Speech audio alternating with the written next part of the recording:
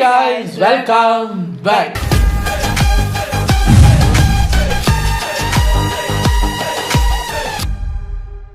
எனக்கு நம்ம எரும முருகேசா சேனல்ல இருந்து ஒரு வீடியோ, அதுக்கு தான் நம்ம ஒரு ரியாக்ஷனை போட போகிறோம். கடவுளும் சினிமாவும், காடு மோடு, கடவுளும் சினிமாவும், அதை தான் நம்ம பார்க்க போகிறோம். வாங்க, இது ஒரு ஷார்ட் 12 minutes வீடியோங்கிறதுனால டக்குன்னு பார்த்துட்டு போயிடலாம். டோலர்களே, இந்த வீடியோ யாரோட மனதையும் புண்படுத்துறது நோக்கமில்ல பாத்துக்கங்க. அதையும் மீறி எந்த டோலரோடைய மனதாவது புண்பட்டா அதுக்கு கம்பெனி பொறுப்பு இல்ல. 2020 நாமெல்லாம் அப்போ லாக்டவுன்ல இருந்திருப்போம்னு நினைக்கிறேன். அப்போ மூக்குத்தி அம்மன் அப்படின்ற ஒரு படம் வருது, which is அது ஒரு சாமி படம் அப்படின்ற அனௌன்ஸ்மெண்ட் வருதுங்க. யாரையா நீங்க 2020ல ஒரு சாமி படத்தை எடுத்துன்னு வரீங்களா அப்படின்னு தோணுச்சு. பட் தியேட்டர்ல ரிலீஸ் ஆக வேண்டிய அந்த படம் டியூ டு கொரோனா காரணமாக ஓடிடில ரிலீஸ் ஆகுதுங்க. அந்த சமயத்துல ஓடிடில ரிலீஸ் ஆன படங்களே பிக்கஸ்ட் கிராஸ் ஓவர் இந்த படத்துக்கு தான். காரணம் என்னன்னு கேட்டீங்கன்னா, நாமெல்லாம் சாமி படம் ஏதோ பழைய ராஜகாளியம்மன், பாளையத்தம்மன், கோட்டை மாரியம்மன் இது மாதிரி எதனாவது பழைய சாமி படத்தை கிண்டி எடுத்துன்னு வருவாங்கன்னு பார்த்தா யோசிச்சு பாருங்க. ஒரு சாமி படம் வருதுன்னொன்னே ஒரு நம்மளோட எக்ஸ்பெக்டேஷன் என்னவா இருக்கு? இன்னையா 2020ல சாமி படம், சாமி நம்பிக்கை போயிருச்சு. ஆனா இப்ப எப்ப சார் பேய் படங்கள்லாம் வரும்? பேய் மேல நம்பிக்கை வந்துருச்சு. சாமி மேல இருந்த நம்பிக்கையெல்லாம் அப்ப சார். பாளையத்தம்ம, பொட்டம்ம அதெல்லாம் அப்பையெல்லாம் பேய் படம் வந்தா நமக்கு பயம்லாம் ஒத்துக்க மாட்டாங்க. ஆனா இப்ப சாமி படம் வந்து ஒத்துக்க மாட்டேங்கிறாங்க. நான் சும்மா சாமி சாமி சாமி, அதான் காஞ்சனா, அரண்மனை, சந்திரமுகி, பொந்திரமுகின்னு அப்படி வரணும் சார் அப்படின்னு இப்போ பேய் படத்துக்கு டிமாண்ட் அதிகமாகிருச்சு. ஆஹா, அப்படி மாறி போச்சு. நல்ல சக்தியோட கெட்ட சக்திக்கு அதிகமாகிடுச்சு. பாலாஜி கரண்ட் சிச்சுவேஷனுக்கு ஏற்ற மாதிரியான ஒரு சாமி படத்தை எடுத்துட்டு வந்தாரு. I am impressed. அண்ட் அதுக்கப்புறமா தாங்க எப்படி ஒரு சாமி படத்தை அதுவும் இப்போ நம்மளால என்ஜாய் பண்ண முடியுது அப்படின்னு யோசிக்கும் பொழுது தான் அதுக்கு பின்னாடி ஒரு சைக்காலஜிக்கல் ஃபேக்டரே இருக்குது அப்படின்றத தெரிஞ்சுக்கிட்டேன். அண்ட் இப்போ அதே ஆர்ஜே பாலாஜி கருப்புன்ற இன்னொரு சாமி பேர்லயே இன்னொரு படத்தோட இறங்கியிருக்காப்ல. இதுல அந்த சைக்காலஜிக்கல் ஃபேக்டர் எப்படியெல்லாம் ஒர்க் ஆக போகுது அப்படின்றத தாங்க பார்க்க போறோம். சோ வணக்கம் டோலர்களே, அப்போ ஆரம்பிக்கலாங்களா?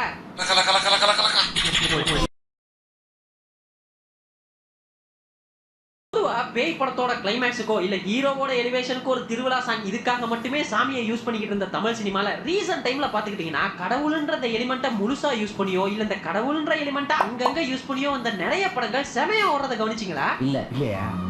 But bro, it's 2026. நிறைய பேருக்கு கடவுள் நம்பிக்கை இல்லாம இருக்கலாம். குறிப்பா அந்த கரண்ட் ஜெனரேஷனுக்கு கடவுள் நம்பிக்கை இல்லாம இருக்கலாம். ஏத்திசம் பேசலாம். அவளையே நீங்களும் நானுமே பொங்கலுக்கும் தீபாவளிக்கும் மட்டும் தான் கோயிலுக்கு போறவங்களா கூட இருக்கலாம். பட் எப்படி ப்ரோ ஒரு சாமி படத்தை எடுத்து அதுவும் கரண்ட் ஜெனரேஷன்ல ஓட வைக்க முடியும்னு கேட்டீங்கன்னா, கடவுளுக்கு லாஜிக் தேவையில்லை. ஓ, இதுல இந்த லாஜிக் வேறயா? என்ன ப்ரோ சொல்ற, கடவுளுக்கு லாஜிக் தேவையில்லையா அப்படின்னா எஸ், தேவையே இல்லை. உங்களுக்கு எல்லாம் புரியுற மாதிரி சொல்லணும்னா, லோகான்ற ஒரு சூப்பர் ஹிட் படத்துல கடவுளால தான் அந்த சூப்பர் பவரே அந்த பொண்ணுக்கு கிடைச்சது அப்படின்னு சொன்னப்போ நமக்கு லாஜிக் தேவைப்படல. மாநாடுன்ற மெகா ஹிட் படத்துல உஜ்ஜயினின்ற ஊர்ல இருக்கக்கூடிய காலபைரவர் கோயில்ல ஹீரோ பிறந்ததால தான் அவனுக்கு டைம் லூப்பே ஆகுது அப்படின்னு சொன்னப்போ நமக்கு லாஜிக் தேவைப்படல. ஓமை கடவுளேல கடவுள் வந்து வாழ்க்கைக்கான ஒரு ரிவர்ஸ் கார்டை கொடுக்குறாரு அப்படின்னு சொல்லி கடவுளாக விஜய் சேதுபதியார கொண்டு வந்து நிறுத்தினப்போ நமக்கு லாஜிக் தேவைப்படல. இது போல தாங்க இந்த கர்ணன்ல கடவுள் கான்செப்டை யூஸ் பண்ணிருப்பாங்க. ஹிப்ஹாப் தமிழாவோட வீரன், வினோதய சித்தம், இந்த ரீசெண்டா வந்துச்சுல காந்தாரா, அதுவும் காந்தாராலாம் பார்ட் 1 ஓடுனதால பார்ட் 2 எடுத்தாங்க. அது பார்ட் 1 விட நல்லா ஓடிச்சு. இதோ இந்த மூக்குத்தி அம்மனுக்கும் பார்ட் 2 எடுக்கிறாங்க. இது போக சேயோன்ற பேர்ல ஒரு படமே வரப்போகுது. இப்போ இதெல்லாம் எனக்கு சற்று ஞாபகத்துக்கு வந்த படங்கள். இது போல ரீசெண்டா வந்து உங்களுக்கு தெரிஞ்ச கடவுள் கனெக்ட் இருக்கக்கூடிய படங்கள்லாம் கமெண்ட்ஸ்ல சொல்லிட்டு போங்க. மொத்தம் எத்தனை படம் வந்திருக்குன்னு பார்ப்போம். சோ இந்த கடவுள்ன்ற கான்செப்டுக்கு லாஜிக்ன்றது தேவையே கிடையாது. மே கம் இன் தேவையில்லை. யூசுவலா பாத்தீங்கன்னா ஃபேண்டசி எலிமெண்ட்ஸ் இருக்கக்கூடிய தமிழ் படங்கள்ல தான் கடவுள் கனெக்டா அதிகமா யூஸ் பண்ணுவாங்க. லைக் இப்போ நாம பார்த்த லோகாவா இருக்கட்டும் சரி, மாநாடு, ஓமை கடவுளை, இது எல்லாமே ஃபேண்டசி எலிமெண்ட்ஸ் இருக்கக்கூடிய படங்கள் தான். அது ஏன் அப்படின்னு கேட்டீங்கன்னா, சயின்டிபிக்கா ஒரு ரீசன் சொல்லி அதனால தான்ப்பா இது நடந்துச்சு அப்படின்னு சொல்றதை விட கடவுளால தான்ப்பா அது நடந்துச்சு அப்படின்னு சொன்னா ஈஸியா அது தமிழ் ஆடியன்ஸுக்கு கனெக்ட் ஆயிரும். புரியுற மாதிரி சொல்லணும்னா, இப்போ இந்த மாநாடு படத்தையே எடுத்துக்கங்களேன். அதுல அவருக்கு ஏன் டைம் லூப் ஆகுது அப்படின்றதுக்கான ஒரு கதையை தொடங்கி a² + b² = c² அப்படின்னு ஒரு ரீசன் சொன்னோன்னு வைங்களேன், சும்மா போய உருட்டாம அப்படின்னு போயிடுவாங்க. இதுவே கடவுளால தான் இதெல்லாம் நடக்குது அப்படின்னு சொல்றப்போ நம்ம பயலுங்கெல்லாம் நம்பிடுவாங்க. இதுதான் ஷார்ட் அண்ட் சிம்பிளான விளக்கம். சரி ப்ரோ, இந்த ஃபேண்டசி எலிமெண்ட்டுக்கெல்லாம் யூஸ் பண்றது சரி, கருப்புலயே அது ஃபேண்டசின்னு கேட்டீங்கன்னா அந்த மேட்டருக்கு வரேன். இப்போ இந்த கடவுள்ன்ற கான்செப்டை ஃபேண்டசிக்கு எப்படி யூஸ் பண்ணுவாங்களோ அது போல இந்த கடவுளை யூஸ் பண்ணக்கூடிய இன்னொரு விஷயம் தான் மாஸ். இதே மாசா புரியலையப்பா அப்படின்னீங்கன்னா, என்னடா சொல்ற, ஒண்ணுமே புரியல. Let me explain. ஒரு சாதாரண ஹீரோ 100 பேர் அடிக்கிறாரு அப்படின்றப்போ இதெல்லாம் நடக்கிற காரியமா அப்படின்னு கேட்கிற நாம தான் அதே ஹீரோக்குள்ளார ஒரு சாமி இறங்கி அதுவும் கருப்ப சாமி இறங்கி 100 பேர் அடிக்கிறாரு அப்படின்னு சொல்றப்போ ஈஸியா நம்பிடுவோம். ஈவன் அந்த மாதிரியான சீன்ஸ் எல்லாம் கூஸ் பம்ப்ஸாவும் இருக்குங்க. ஒரு சாதாரண ஹீரோ 100 பேர் அடிக்கிறத விட ஹீரோக்குள்ளார கருப்ப சாமி இறங்கி 100 பேர் அடிக்கும் பொழுது அந்த கூஸ் பம்ப்ஸ் இன்னும் நல்லாவே ஃபீல் ஆகும். இதுக்கு பெஸ்ட் எக்ஸாம்பிள்னு பாத்தீங்கன்னா மெர்சல் படத்துல விழ போற அந்த பெரிய ராட்டனத்தை சங்கில கருப்பு அப்படின்னு சொல்லி ஹீரோ தூக்கி நிறுத்துற அந்த சீனை நம்ம எல்லாம் பார்த்துட்டு என்ன அவ்வளவு பெரிய ராட்டனத்தை ஒத்த மனுஷனா இருந்தாலும் தூக்கி நிறுத்துறாரு அப்படின்னு யாரும் ட்ரோல் பண்ணல. அவளை ஏங்க இந்த திமிரு பிடிச்சவன்னு ஒரு படம் இருக்குது. அந்த படமே ஒக்கையா இருந்தாலும் அந்த படத்துக்குள்ள ஹீரோக்குள்ளார சாமி இறங்கி அடிக்கிறாங்க.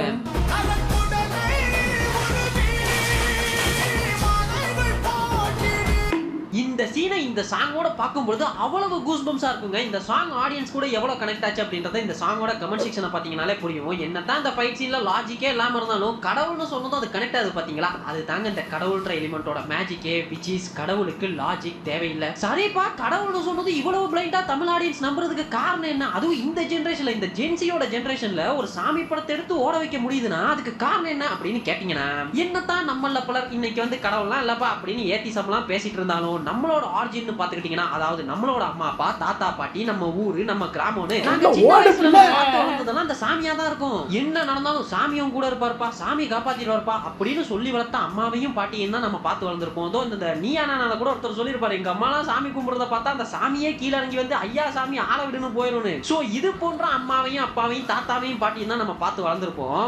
நம்ம வளர்ந்ததுக்கு அப்புறமா கடவுள்ன்ற கான்செப்டுக்கு பின்னாடி லாஜிக் இருக்குது லாஜிக் இல்ல நம்புறேன் நம்பலன்ற மிக்ஸ்டான ஒப்பீனியன்லாம் இருந்தாலும் நாம சின்னதுல இருந்து பார்த்து வளர்ந்த அந்த ரூட் இருக்குதுல அந்த ரூட் அது நம்ம சப்கான்ஷியஸ் மைண்ட்ல எப்பவுமே இருக்கும். கடவுள் வந்து காப்பாத்துவார்ப்பா அப்படின்னு சின்ன வயசுல சொல்லும் பொழுது அதை எப்படி விஷுவலைஸ் பண்ணி பார்க்கணும்னு தெரியாத நமக்கு அதே கடவுள் ஹீரோக்குள்ளார வந்தோ இல்ல ஹீரோவாவே மாறி ஸ்கிரீன்ல ஒரு மாஸ் பண்ணும் பொழுது நம்மளோட பர்சனல் பிலீஃப்ஸ் எல்லாம் தாண்டில ஒரு செகண்ட் அதையே மறந்து லாஜிக்கே இல்லாம அதை நம்பிடுவோம். இதுதாங்க இதுக்கு பின்னாடி இருக்கக்கூடிய மிகப்பெரிய ரீசன் சொல்லலாம். இப்ப நான் சொல்லும் பொழுது இந்த கடவுள் கான்செப்டை யூஸ் பண்ணி நமக்கு கூஸ் பம்ப்ஸ் கொடுத்த நிறைய படங்களோட விஷுவல்ஸோ உங்க கண்ணு முன்னாடி வந்து போலாம். பட் இந்த கடவுள் கான்செப்டை யூஸ் பண்றதுக்கு பின்னாடி இவ்வளவு பெரிய பிளஸ் இருக்கா மாதிரி கூடவே மைனஸும் இருக்குதுங்க. அது என்னப்பா மைனஸ் அப்படின்னு கேட்டீங்கன்னா எனக்கு தெரியும் கேளுடா. இந்த கடவுள் கான்செப்ட் இருக்குதுல்ல அது தங்க முட்டை போடுற வாத்து மாதிரிங்க. தேவையான இடத்துல தேவையான அளவு யூஸ் பண்ணும் பொழுது ரசிக்கும்படியா இருக்கும் கூஸ் பம்ஸா இருக்கும் லாஜிக்கே இல்லாத விஷயங்களையும் நம்ப வைக்கும். ஆனா அதையே கொஞ்சம் மீட்டர் தாண்டி யூஸ் பண்ணோம்னு வைங்களேன் கிரிஞ்ச் ஆயிருங்க. அதுக்கு பெஸ்ட் எக்ஸாம்பிள் இந்த அண்ணாத்தை தான். இந்த அண்ணாத்த படத்துல சாமி கனெக்ட்ன்றது எக்கச்சக்கமா இருக்கும். ஆனா அதையே திரும்ப திரும்ப பண்ணி சேச்சுரேட் பண்றதால கிரிஞ்சா இருக்குங்க. ஆக்சுவலி இந்த அண்ணாத்த படத்தோட செகண்ட் ஹாஃபே பாத்துக்கிட்டீங்கன்னா ஒரு திருவிழா ஆரம்பிச்சு எப்படி முடியுமோ அந்த சீக்வன்ஸ்ல அந்த பேட்டர்ன்ல தான் ஹீரோ வில்லனை பழிவாங்க போறாருன்ற அந்த கான்செப்ட் நல்லா இருக்கும். எங்க ஊரு மதுரை வீர சாமிக்கு உன்னை நேர்ந்து விட்டுட்டேன். இன்னைக்கு ஆரம்பிக்குது திருவிழா. கல்கத்தாவுக்கே காப்பு கட்டிட்டேன். கொடி கம்பம் ஏத்தியாச்சு. இன்னும் 48 மணி நேரத்துல குடமுழுக்கு பண்ணி மஞ்சள் தண்ணி தெளிச்சு சொக்கப்பனை கொளுத்தி குத்து நடத்தி உனக்கு மசான கொள்ள செய்யறேன்டா. ஆனா அதை விஷுவலைஸ் பண்றேன்ற பேர்ல கல்கத்தாக்கே காப்பு கட்டுறேன்னு ஒரு சீன் வச்சாங்க பாருங்க. கல்கத்தாவுக்கே காப்பு கட்டிட்டேன். இப்படி எல்லாம் பண்ணீங்கன்னா அடிச்சு துவச்சு ஓட விட்டுருவாங்க. ஆக்சுவலி இந்த படமே அவங்க ஊர் மதுரை வீரசாமி அண்ணாத்தையா வந்து கெட்டவனை பழி வாங்குறாரு அப்படின்ற மெட்டாஃபர்ல தான் சிவா சொல்ல வந்திருப்பாப்புல. கடைசியில இப்படி ஆகி போச்சு. அண்ட் இதே போல இன்னொரு மேட்டரும் இருக்குதுங்க. இந்த கெட்டதை அழிக்க சாமி வராரு அப்படின்னு சொல்றப்போ நமக்கு அது எப்படி கனெக்ட் ஆகுதாங்க இந்த மோஸ்ட்லி பேய் படங்களோட கிளைமேக்ஸ் எல்லாம் இது போல தான் இருக்கும். அதே போல ஒரு கடவுளுக்கு எதிரான நெகட்டிவான விஷயத்தை ஹீரோ பண்றாரு அப்படின்னு சொல்றப்போ அது இங்க இருக்கக்கூடிய ஆடியன்ஸுக்கு கனெக்ட் ஆகாது. இதுக்கு பெஸ்ட் எக்ஸாம்பிள் லியோ படத்துல வரக்கூடிய பிளாஷ்பேக் தாங்க. ஹாலிவுட் படங்கள்ல ஒரு பெரிய கேங்ஸ்டர் கூட்டமே நரபலி கொடுக்கிற கல்ட்ட ஃபாலோ பண்றாங்க அப்படின்னு சொல்றப்போ அதை கொண்டாடுனா அதே ஆடியன்ஸ் தான் லியோ பிளாஷ்பேக்ல நரபலின்னு சொன்னதும் கிரிட்டிசைஸ் பண்ணாங்க. ஆனா இது மூட நம்பிக்கை. சோ இதுக்கு காரணமும் நான் முன்ன சொன்னது தான். சின்னதுல இருந்தே சாமினாலே நல்லது கடவுள் காப்பாத்துவாரு அப்படின்னு கேட்டு வளர்ந்த நமக்கு நரபலின்றதை ஹீரோவோட ஒரு மெயின் பாயிண்டா வைக்கும் பொழுது அது நமக்கு கனெக்ட் ஆகல. சோ நான் என்ன சொல்ல வரேன்னா கடவுளை மெட்டஃபரா யூஸ் பண்றதெல்லாம் சரிதான்ப்பா. ஆனா அதை சரியா யூஸ் பண்ணி சரியான இடத்துல சரியா விஷுவலைஸ் பண்ண தெரிஞ்சிருக்கணும். இப்ப இந்த சிவாவை பத்தி பேசும்பொழுது உங்களுக்கு எல்லாம் ஒண்ணு தோணலாம். ஐயோ இந்த கருப்பு படத்தோட இப்போ வந்த ட்ரெய்லர் இதுக்கு முன்னாடி வந்த டீசர் இதெல்லாம் பார்க்கும் பொழுது அண்ணாத்த கங்குவா வாடையெல்லாம் ஹெவியா அடிக்குதே. சண்டை போட்டா பின்னாடி இடிமின்னல் அடிக்கிறது என்ன அடிச்சா 10 பேர் பறந்து விழுறது என்னன்னு சிவா வாடை ஹெவியா அடிக்குதுன்னு நீங்க கேக்குறது எனக்கு புரியுது. பட் இந்த படத்தோட டைரக்டர் யாரு? ஆர்ஜே பாலாஜி. அவர் ஆல்ரெடி ப்ரூவ் பண்ணிட்டாருங்க. இந்த கடவுள் கான்செப்டை வச்சு என்னால இப்ப இருக்கக்கூடிய ஆடியன்ஸுக்கு குறிப்பா அந்த ஜென்சி ஆடியன்ஸுக்கு கூஸ் பம்ப்ஸ் தர முடியும் அதை சரியா யூஸ் பண்ண முடியும் அப்படின்றத மூக்குத்தி அம்மன்லயே ப்ரூவ் பண்ணிட்டாரு. சோ இதுலயுமே அவர் சரியா பண்ணிருப்பாரு அப்படின்றத நம்புவோம்.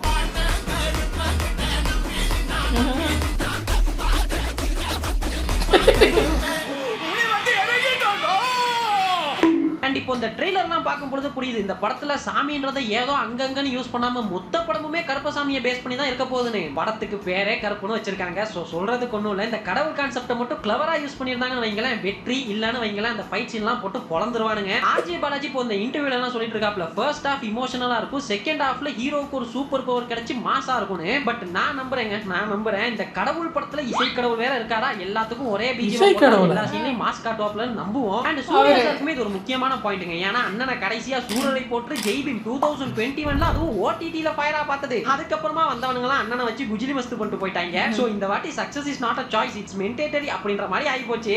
தம்பி இன்னொரு முறை தப்பு நடக்கூடாது. ஓகே மாமா. அசிங்கம் ஆயிடுச்சுடா. ஆமா மாமா, 13 வருஷம். இந்த முறை நாம ஜெயிக்கிறோம் விடக்கூடாது. தூக்குறேன்.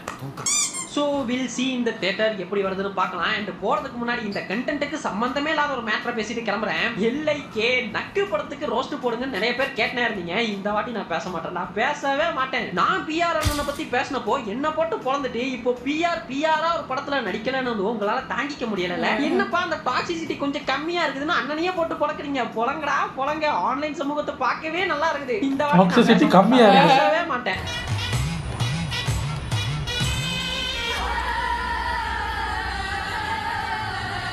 நக்கு புரிஞ்சுக்கோங்கப்பா, பிஆர் அண்ணா அவரோட வளமையான டாக்ஸிசிட்டி எல்லாம் கம்மி பண்ணிட்டு ஒரு படம் நடிச்சாருன்னா இப்படிதான் இருக்கும். அண்ட் பின் குடிப்பு, நான் பிஆர் ஹேட்டர் ஒன்றும் கிடையாது. அண்ட் நெக்ஸ்ட் என்னன்னா இந்த கரை படத்தை பத்தியும் பேசுங்கன்னு எல்லாரும் கேட்டிருந்தீங்க. ஆக்சுவலி கரை எனக்குமே ஆவரேஜா தாங்க இருந்தது. ஏன்னு கேட்டீங்கன்னா அந்த படமே எப்படி இருந்ததுன்னா ஒரு போரிங்கான யூஸ்வலா நம்ம பார்த்த நிறைய சீன்ஸ் இருக்கக்கூடிய ஒரு ஸ்கிரீன் பிளேல நிறைய நல்ல சீன்ஸ், நிறைய நல்லா எழுதப்பட்ட சீன்ஸ் அங்கங்க வச்சிருந்த மாதிரி தான் இருந்துச்சு. ஸோ இந்த படம் பார்த்து முடிக்கும் போதுல இப்போது நல்ல படமா மொக்க படமா அப்படின்ற கன்ஃபியூஷனே வந்துருச்சு. அண்ட் வெரி ஃபர்ஸ்ட் டைம் பொதுவா படம் ரிலீஸ் ஆகுதுன்னா நல்லா இருக்குதுன்னு ஒரு குரூப் கிளம்புவாங்க, நல்லா இல்லன்னு ஒரு குரூப் கிளம்புவாங்க. ஆனா இந்த கரை படத்துல தான் வெரி ஃபர்ஸ்ட் டைம் நல்லா இல்லன்னு கிளம்புன குரூப்பை நல்லா இருக்குன்னு சொல்ற குரூப் போட்டு பொழக்கிறத பார்க்க முடிஞ்சது. இதுக்கு மேல உங்களுக்கு எப்படி தாண்டா படம் எடுக்கணும் அப்படின்லாம் கேட்டு இருந்தாங்க. இதுக்கு காரணமும் இது நல்ல படமா இல்ல மொக்க படமானு முடிவெடுக்க முடியாத நிலைமையில இருக்கிறது தான் காரணமா இருக்கும்னு நான் நினைக்கிறேன். அண்ட் இந்த படத்துலயும் இந்த கடவுள் கான்செப்டை யூஸ் பண்ணியிருந்தாங்க. அதாவது படம் பார்த்தவங்களுக்கு தெரியும்னு நினைக்கிறேன், ஹீரோவோட பேரே கரசாமி, அது ஒரு சாமியோட பேர் தான். அண்ட் படம் முடியும் பொழுது இந்த கிளைமேக்ஸ் கிட்டக்கா கருப்பசாமி துணை அப்படின்ற மாதிரி தான் முடிச்சிருப்பாங்க. அதாவது கரசாமின்ற ஹீரோவோட வடிவத்துல கருப்பசாமி வந்து அந்த ஊர் மக்களை காப்பாத்துறாரு அப்படின்ற மாதிரி தான் டீடைலிங் பண்ணியிருந்தாங்க. ஆக்சுவலி கடவுள் இருக்காரா இல்லையா, நம்பலாமா வேணாமான்றதெல்லாம் அவங்க உங்களோட நம்பிக்கை தாங்க, நாம அதுக்குள்ளார போக வேணாம். பட் இந்த கடவுள் கனெக்ஷனை எப்போலாம் படத்துக்குள்ள கொண்டு வராங்களோ அப்போலாம் மோஸ்ட்லி தமிழ் ஆடியன்ஸுக்கு கோலிவுட்ல நமக்கு அது ஒர்க் அவுட் ஆயிருக்குது. சோ ஹோப் கருப்பும் நமக்கு கனெக்ட் ஆகும்னு. கர்த்தர் எப்படி காப்பாத்துவாரு? கத்துஸ்நாபத்துல கிடக்குறவன் கர்த்தர் எப்படி காப்பாத்துவாரு? போன மாசம் இதே ஆஸ்பத்திரிக்கு தான் சத்து கொரோனால 12 குழந்தைங்க செத்து போச்சு. மயக்க மருந்த மாத்தி கொடுத்து 2 கர்ப்பிணி பொண்ணுங்க செத்து போனாங்க. கர்த்தரும் காப்பாத்தல, மாரியம்மாவை காப்பாத்தலையா? என்ன மாதிரி கடவுள் இது? கஷ்டத்தின் போதே தானே ஒருத்தருக்கு கடவுளை நினைப்பே வருது. நம்மளை கஷ்டப்படுத்தி அவனை நினைக்க வைக்கிற அளவுக்கு ஆண்டவன் ஏன் அப்படி அல்ப பயலா இருக்கான்? சாமி கோவில் இதெல்லாம் இல்லைன்னா ஜனங்க என்ன பண்ணுவாங்க சொல்ல? சொந்த காலில் நின்று சுயமா யோசிச்சு எப்பவோ முன்னேறிப்பாங்க. இந்தியா 2ஆனதுக்கு காரணமே சாமியும் மதமும் தான்.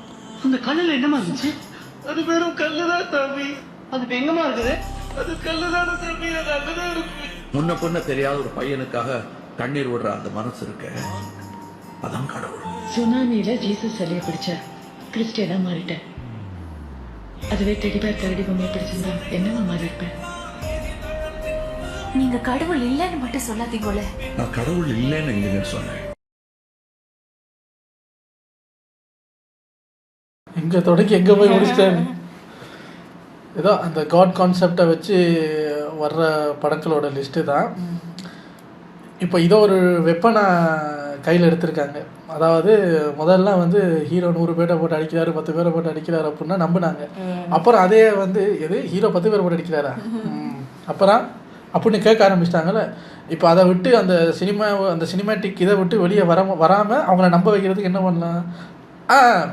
அவர் ஒன்றும் தனியாக அடிக்கலைங்க, அவருக்குள்ள கடவுள் வந்து ஒரு 500 பேரை தூக்கி போட்டு பொழக்கிறாருங்க. கடவுளா? இவர் சொன்னார்ல கடவுளுக்கு லாஜிக் தேவையில்லை, அதை இப்போ ஒரு வெப்பனாக யூஸ் பண்ணுறாங்க. இப்போ இதில் அவர் சொல்லியிருந்தாருல்ல, ஹெவியாக அந்த சிறுத்தை சிவா டேரக்டரோட வாடை அடிக்குது இதுலன்னு பின்னாடி இடியெல்லாம் வர்றது. ஏன் அது கங்குவாவில் மிஸ் ஆச்சு, கருப்பில் ஏன் அது ஜெயிக்கிறதுக்கு 100% 99% ஏன் சான்ஸ் இருக்குது அப்படின்னா அங்கே கடவுள் இல்லை, இங்கே கடவுள். கடவுள் வந்து அப்படி அடிக்கும் போது இடியெல்லாம் அடிக்கும் போது நமக்கு அது இது சூர்யா இல்லை சார் கடவுள் அப்படி நினைக்கும் போது இங்கே ஒர்க் ஆகும். விஷுவல்ஸ் பார்க்க ஒரே மாதிரி தான் இருக்கும். இங்கே ஒர்க் ஆகிறதுக்கு அதிகமான சான்ஸ் இருக்கிறது பிகாஸ் ஆஃப் கருப்பு. ஸோ என்ன ஏதுங்கிறத பார்ப்போம். நாங்கள் எனக்கு இந்த வருஷமே எஃப்டிஎஃப்எஸ் ரிட்டர்ன் வாங்குறதுலையே போயிருச்சுங்க. ஜனநாயகனுக்கு புக் பண்ணேன், காசை திருப்பி அனுப்பிட்டாங்க தியேட்டர்லேருந்து. அதே மாதிரி நம்ம கருப்புக்கு புக் பண்ணேன், காசை திருப்பி அனுப்பிட்டாங்க மறுபடியும். இப்போ செகண்ட் இதில் புக் பண்ணியிருக்கோம். பார்ப்போம் என்ன நடக்குது ஏது நடக்குதுன்னு பார்ப்போம். என்ன ஆகுது ஏதாவது. உங்கள் அடுத்த வீடியோவில் வந்து சந்திக்கிறேன். பாய்.